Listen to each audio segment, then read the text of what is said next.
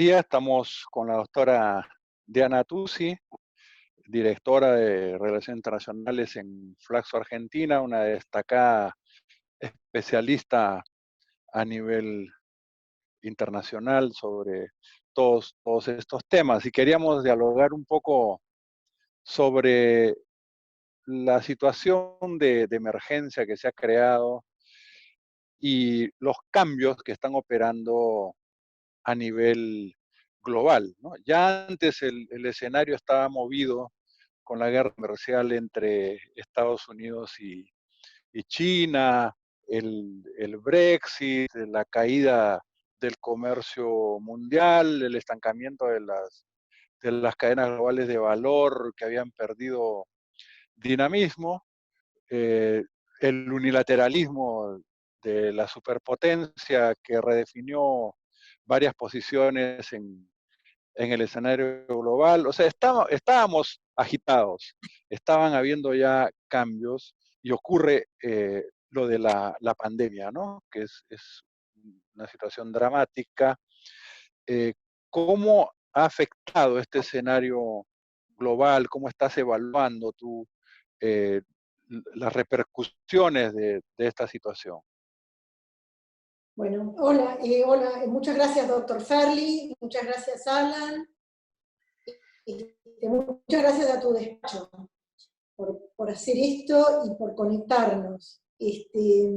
Obviamente es un momento muy emotivo. Estamos todos con yo por lo menos, con las emociones a flor de piel, pensando con optimismo, pero también con mucha preocupación, y obviamente el distanciamiento nos está afectando, como decía antes, emocionalmente. Yo personalmente estoy muy bien y estoy bien de ánimo y todo, pero me doy cuenta que estamos en una situación muy complicada, es un martirio internacional, para ponerle un nombre en homenaje a estas Pascuas, ¿no? Realmente es una situación nunca imaginada.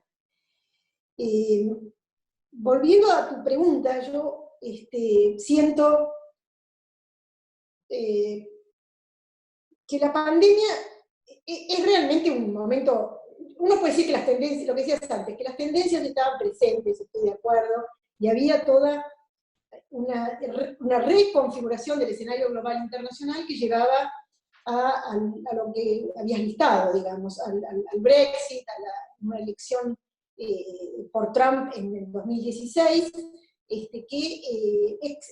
en muchos otros lugares de Europa. Yo creo que en América Latina la situación es levemente diferente, pero que en muchos lugares de Europa, muchos países de Europa, y en los centrales, tanto en Alemania como en Francia, como en España, que está muy fuerte también Vox, es decir, una recalibración y un cuestionamiento tal vez más profundo de lo que significó el momento histórico que comienza, digamos, con la caída del muro de Berlín, que en términos económicos o en términos políticos llamamos en su momento, de una manera también, globalización.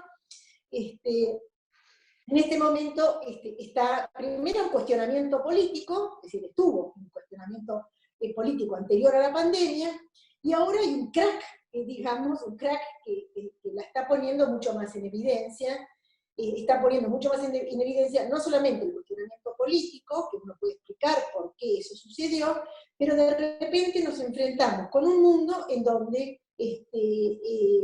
por un lado, pensando en nuestros países, es decir, la demanda de nuestras materias primas está colapsada y va a colapsar más, me parece, por lo menos durante un corto periodo de tiempo, va a seguir barranca abajo, se va a recuperar, no sabemos cuánto puede durar, en algún momento esto por supuesto se recupera, pero en este momento estamos frente a un colapso de la demanda, lo cual significa además un colapso de precios. O sea, para nuestros países hay una crisis del sector externo muy seria, digamos, muy seria.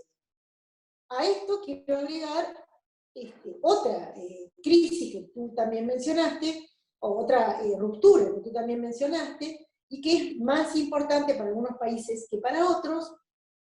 Pienso en México y pienso en Chile en particular, y tal vez en Brasil. En Perú me tendrán que decir ustedes, pero en la Argentina, bueno, viene el fenómeno, en Argentina es un poco más mixto, que es la ruptura de las cadenas de valor globales. Entonces, en tanto uno está cerrando las fronteras, está cerrando los puertos, está cerrando la llegada y partida de los aviones, está cerrando la entrada y partida de mercadería, de insumos, de materiales para las cadenas, ya sea el botón para la camisa o la tela cortada que venga de donde venga. Entonces, las cadenas de valor globales que los países que mencioné, en particular México, yo creo que México, Chile y Brasil eran los que estaban más engarzados en las cadenas de valor globales. En el caso de la Argentina es el sector automotriz nada más, el que está engarzado en un modelo de cadenas de valor global. Bueno, estas cadenas, por supuesto, están no quiero decir en quiebra porque no sabemos qué va a pasar, pero se han rupturado, digamos. Entonces ahí tenemos para la región dos factores muy importantes a nivel económico. Más allá de lo que decíamos antes, que era el cuestionamiento político, que se había dado en muchos países, que en nuestros países no se había dado de la misma manera en estos últimos años, ¿no? No sé qué opinan ustedes, pero a mí me parece que el cuestionamiento al modelo de la globalización, al modelo neoliberal, o como queramos llamar, en realidad en los últimos 2 años, por lo menos lo que uno lee a través de las elecciones, yo no estoy hablando de encuestas de opinión, sino estoy hablando de lo que uno lee a través de las elecciones que ha habido. Las elecciones en la región han, las preferencias políticas de la región estuvieron volcadas hacia un modelo más aperturista, neoliberal, globalizante, etc.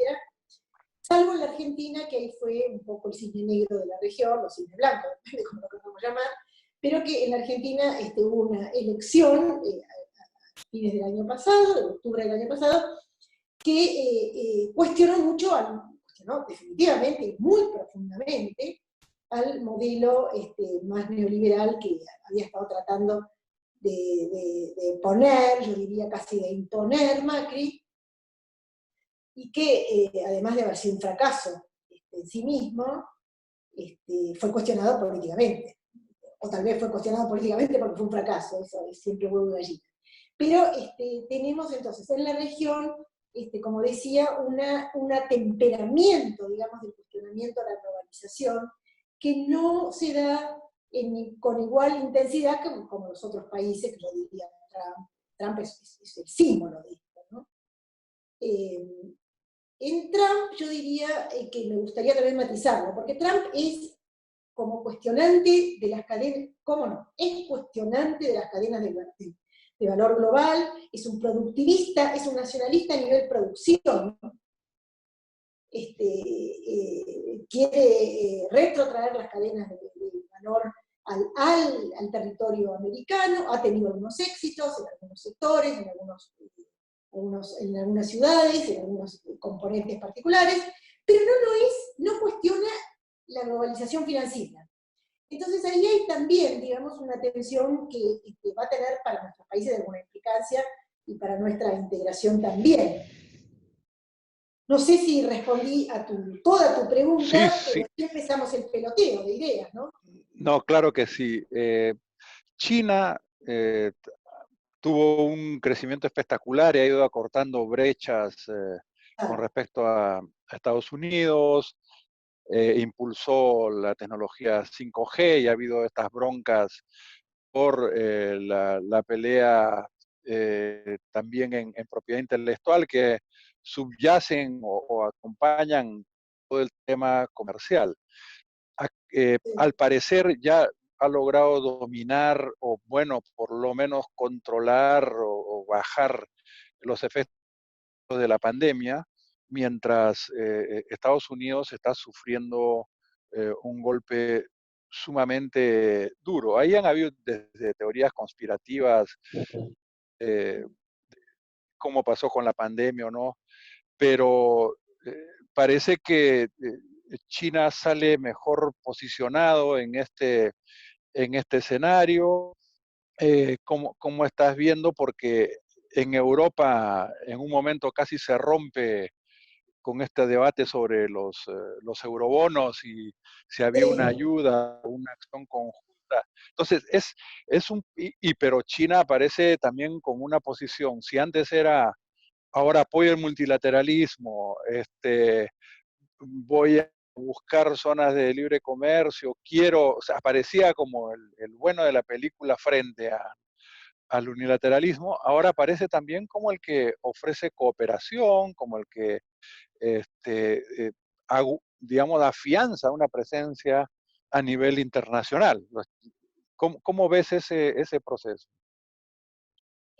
Bueno, es muy interesante la pregunta y me hace reflexionar, digamos, en varios niveles y en varias dimensiones. Este, yo no sé si, digamos, las teorías conspirativas pueden estar, yo no las puedo probar, por definición son conspirativas, pero sí es cierto que Estados Unidos Trump tuvo una actitud negacionista, digamos, ¿no? Con respecto a lo que en un momento parecía el virus chino, y acá no va a pasar nada, etcétera, que fue acompañada por, bueno, la región por Bolsonaro, ¿no? Y algún otro que y AMLO, y también AMLO. Tal vez se me escape algún otro, tal vez Ecuador, no sé. Pero hubo una actitud negacionista de parte volviendo a la competencia con China. Y era un virus chino, un virus que tiene que ver con no importa, no tengo idea, uno puede pensar en muchas cosas, yo estuve recientemente en China, uno puede pensar que sí, que empezó en China, obviamente, eso está probado, por qué pasó, condiciones, etcétera, es otra cosa.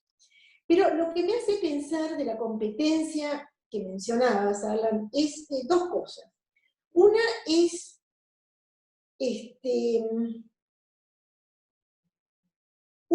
que China venía sin prisa pero sin pausa, haciendo un esfuerzo multilateralista, que nosotros vimos y es muy visible, por supuesto, en los temas financieros, en los préstamos, en los swaps, en las inversiones, en la inversión en puertos, en la inversión en infraestructura. Es decir, eso lo veía en la fundación del Banco Asiático de Inversión en Infraestructura, el nuevo Banco de Desarrollo, de los BRICS. Es decir, eso era muy visible y uno lo veía y lo hemos mirado con atención, lo vemos con curiosidad y lo hemos descrito. Lo que yo estoy mirando ahora y voy a compartir con ustedes, pero no me va a salir de la memoria todo, que China venía también con un esfuerzo interesante de ocupar liderazgo en el multilateralismo de la posguerra, Naciones Unidas, concretamente. China se presentó y ganó el cargo en la FAO, se presentó para la OMPI, volviendo al tema que decías de propiedad intelectual, tuvo un candidato en el organismo, ¿cómo se llama? Organización Mundial de Propiedad Intelectual. Estados Unidos puso un candidato contrario, que era de Singapur, ganó el candidato de Singapur, pero China tenía una posición muy fuerte y podría haber ganado. Es decir, ganó en la FAO, ganó en otro organismo de aviación civil, y me falta el tercero que ahora no me acuerdo cuál es. Es decir, China hoy lidera 3 organismos multilaterales, que parecen, uno dice, bueno, no son tan importantes, uno no los estudia, nosotros que venimos más del comercio y de la integración, no los tenemos en nuestro radar. Sin embargo, y acá por eso lo quiero marcar, son organismos funcionales muy importantes. Es decir, lo que permite es el engranaje del comercio. Uno que viene pensando en los aranceles, todos los que venimos de comercio, si el arancel bajó, el arancel subió, y si la barrera técnica o la barrera arancelaria. Pero el aceite del comercio está es antes, es anterior, es en lo que llamo lo funcional, digamos, que son estos organismos, es decir, cómo se regula la propiedad intelectual, cómo se regula, en el caso de la FAO, regula o no regula o desregula la seguridad alimentaria, cómo se regulan las exportaciones de alimentos. En el caso de la aviación civil, ¿cuáles son los estándares técnicos? Para los alimentos también, los estándares técnicos. Entonces hay un tema, una masa de temas en la que China se venía preparando, y a mí me parece que tenemos que empezar a mirar eso. Yo no lo, más que, como lo estoy diciendo ahora, vuelo de pájaro, no lo tengo estudiado, pero me encantaría mirarlo, para ver cómo esto está cambiando las relaciones de fuerza entre China y Estados Unidos, y obviamente cómo nos va a afectar a nosotros. La otra cosa que quiero compartir con ustedes es algo que también me estoy dando cuenta en estos momentos de aislamiento, porque uno empieza a pensar, uno piensa todo el tiempo, y piensa de otra manera, y lee tanto. Es algo que me cayó la ficha, como decimos nosotros, acá, que hay algo en el liderazgo en salud que es muy obvio, pero que tampoco miramos. La primera vacuna, la invención de la vacuna, lo hace un médico inglés, Jenner, que es contra no me acuerdo cuál enfermedad, pero no habrá sido la viruela. Bueno, no importa. Jenner es el que inventa la vacuna. Anterior había estado Pasteur, francés, con la vacuna contra la rabia y la pasteurización de la leche, que se pensaba que de hecho causaba tuberculosis. Francia. Después, Jenner, Francia en 1850, 1860, Jenner a fines del siglo XIX. La vacuna, me salto ahora porque no soy una experta en salud, pero esto me llamó mucho la atención, y tiene que ver con la vida de uno, la vacuna de la polio. Yo era chica cuando fue la epidemia de la polio, pero recuerdo muy bien el temor que tenían nuestros padres por nosotros, digamos, ¿no? Y recuerdo también muy bien cuando llega la vacuna, la Sabin o la Salk. Las dos son de Estados Unidos. Es decir, ¿quién estaba liderando? ¿Quién estaba en la vanguardia de la investigación en salud? Ya para 1952, 53, o 55, no sé cuándo se inventa la vacuna, yo recuerdo que a la Argentina llega en el 60, es Estados Unidos. Y no había disputa que era Estados Unidos. Es decir, no había disputa, la vacuna vino de Estados Unidos. La inventan estos dos médicos, que uno de los dos creo que recibe el premio Nobel a la medicina, el otro muere, yo me confundo cuál es cuál, el otro muere porque la testió en sí mismo. Volvamos a algo mucho más reciente, que recordamos más, ustedes recuerdan más, yo recuerdo las dos, yo también recuerdo la polio, el HIV. En el HIV, cabeza a cabeza, estaba Francia, en el descubrimiento del retroviral, eran Francia y Estados Unidos. Y hoy, Estados Unidos es una parodia, está robando, está pirateando insumos médicos, desviando aviones para que lleguen a Estados Unidos. Es muy impresionante eso.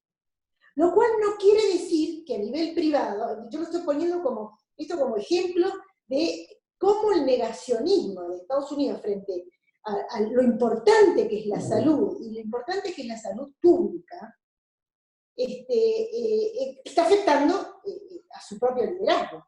A diferencia de China, que a pesar de que el brote empieza en China, es muy consciente de que la salud es importante y de que la salud es pública.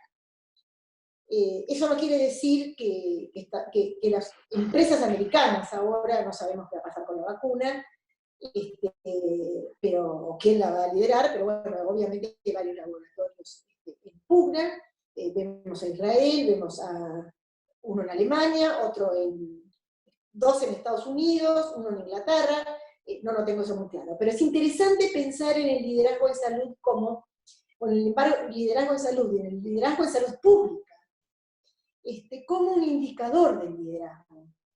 Entonces, ¿cómo se va a desenvolver esta lucha?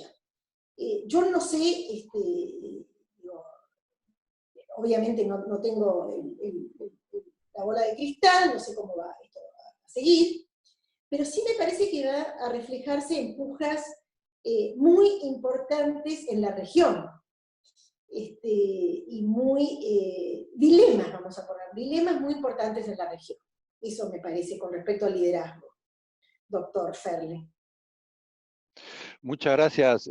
Diana, hablando de la región, ya ha señalado cómo está afectando por la caída de los precios internacionales, la inserción distinta de nuestros países en las cadenas de valor, y también hablaste un poco del ciclo político, ¿no? O sea, de todas estas políticas de liberalización y apertura, la caída de varios regímenes que cuestionaban ese modelo, que plantearon el ALBA, y bueno, Argentina que detiene el péndulo, y López Obrador en México, digamos, el otro que no está en esa dinámica, pero en el modelo, en el paradigma que era Chile, se dan todas las protestas, las movilizaciones, el cuestionamiento de la desigualdad a los servicios, ¿no? A educación, a salud. Eh, y en estos tiempos, si, digamos, similares a la crisis de la Gran Depresión de 29 o de las guerras, América Latina optó por la sustitución de importaciones, o sea, se dieron cambios estructurales fundamentales al darse esa conmoción a nivel global. O sea, tenemos a nivel global los cambios y a nivel interno, endógenamente, que ya se venían dando también protestas y modificaciones. Entonces, ¿tú crees que es una oportunidad para repensar o para poder insertarnos de una manera distinta en esta economía mundial, darle un nuevo rol a la integración regional? Yo creo que más que una oportunidad vamos a estar forzados, en realidad. Claro, claro. Vamos a estar forzados, porque ese mundo al que nosotros creíamos llegar, o queríamos llegar, o alguien quería llegar, no sé, los líderes querían llegar, no sé, no va a existir de la misma manera, o por lo menos no va a existir durante un largo tiempo. Entonces, en ese sentido, la analogía que hiciste con la crisis del 30 es muy parecida, es decir, la región venía de un modelo, digamos, aperturista, no se llamaba aperturista en ese momento, se llamaba orientado hacia afuera, crecimiento hacia afuera, o export claro, whatever. Bueno, obviamente llega la crisis del 30 y no tienes ni los precios ni la demanda, no hay nada, y después vino la guerra, y bueno, forzó una ruptura por la sobrevivencia. Yo siento que estamos en un momento igual, entonces más que una oportunidad, está forzada. La demanda de cobre no va a ser mañana la misma que la que fue hace un año, no lo va a ser. Con lo cual, nuestra generación de divisas también se va a ver afectado por las dos razones que mencionamos en términos de oro. Y luego está lo que estabas marcando, que yo creo que es muy importante, porque que es el cuestionamiento endógeno a este modelo, que no nos olvidemos, bueno, América Latina siempre fue por lo menos en los últimos 50 años, una región desigual. Pero se fue profundizando la desigualdad con el modelo, digamos, globalizante, neoliberal, aperturista, como uno lo quiera llamar. Entonces, la desigualdad que nosotros tenemos casi desde nacimiento, digamos, desde la repartición de tierras luego de la guerra de independencia. Yo estoy ahora, quiero compartir con ustedes, yo estoy mirando Bolívar, la serie por Netflix, es muy interesante, que a mí por lo menos me resultó muy interesante, sobre todo una vez que uno pasa la parte digamos, de Culebrón, pero cómo las luchas por la independencia significaron una distribución de las tierras que estaban en manos de los españoles. Bueno, esa distribución de las tierras es, digamos, la marca de origen de nuestra desigualdad. Cómo se La repartió. acumulación originaria, la acumulación originaria. Claro, ahí Y está. la herencia colonial también. Claro, la herencia colonial con la acumulación originaria. Entonces, no hacemos desigualdad, desiguales. Nacemos muy desiguales en esa repartición, la acumulación originaria, ese es el gran concepto. Bueno, después vino, volvamos atrás, la crisis del 30, que significó empleo, generación de empleo, y que significó, obviamente, un nuevo sesgo, no nos deshicimos de ese primer sesgo de desigualdad, pero hubo generación de empleo masivamente, con lo cual hubo integración de la población y hubo una ampliación de la ciudadanía muy importante en nuestros países, particularmente, ¿no? A partir de la década del 30. Con lo cual, hoy, volvamos a tu pregunta del cuestionamiento endógeno, tenemos una ciudadanía que heredamos desde esa década del 30, que está integrada políticamente y que hoy está cuestionando esta desigualdad. Es decir, que es parte de la lucha política y que está cuestionando los resultados. Es muy impresionante pensar, es muy impresionante. Que uno, a ver, para ponerlo en términos de nombres y apellidos, digamos, que en Chile tenga las fortunas que tiene Piñera, presidente Piñera, 3.000 millones de dólares, o algo así. Es muy impresionante. La lista es enorme en Chile, por supuesto. Bueno, enorme no, debe haber 8, 9, 10. Yo puedo hacer la lista en la Argentina también. Hoy empezó a salir la familia Roca, la familia Macri, la familia Pérez Compán. Bueno, es muy impresionante que nuestra... Carlos Slim, en México. A ver, que sean los hombres más ricos del mundo. Es muy impresionante en una región tan desigual.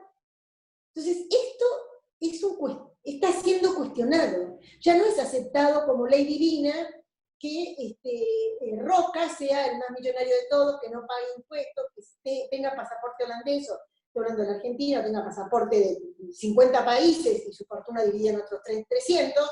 Es decir, no es aceptable. Yo no sé si eso es posible de cambiar, obviamente, abruptamente, eso no lo sé, pero sí que hay un cuestionamiento muy grande. Y pensando en Chile, lo que estabas diciendo, que el cuestionamiento más grande precisamente fue con respecto a dos bienes públicos, que estaban privatizados en Chile, que son la salud y la educación. ¿No? Bueno, ¿cómo comienza la protesta en Chile? No son 30 pesos de aumento, son 30 años. Lo de Chile a mí, bueno, yo tengo como una cercanía afectiva con Chile muy importante, porque viví varios años, todos tenemos esa referencia en algún sentido en Chile. Fue impresionante, era inimaginable. ¿No te parece? Así, yo siento que uno sabía que era un calderón, pero que estaba todo más o menos tranquilo.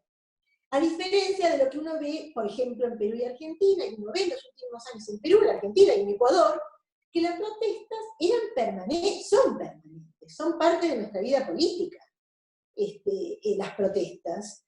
De hecho, han volteado varios gobiernos. Así, es otra la situación. Chile era como un estanco. Entonces, lo que pasó en Chile es un abreojos muy importante.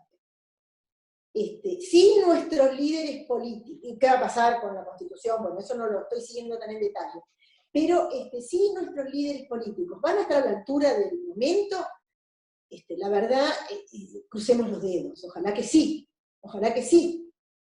Algunos estarán más que otros, yo no lo veo a Bolsonaro, digamos, estar a la altura, pero al mismo tiempo estamos viendo una contrarreacción en Brasil mismo, de los gobernadores, del gabinete mismo, es decir, nada es muy estable, ni siquiera, ni siquiera en Chile, ¿no?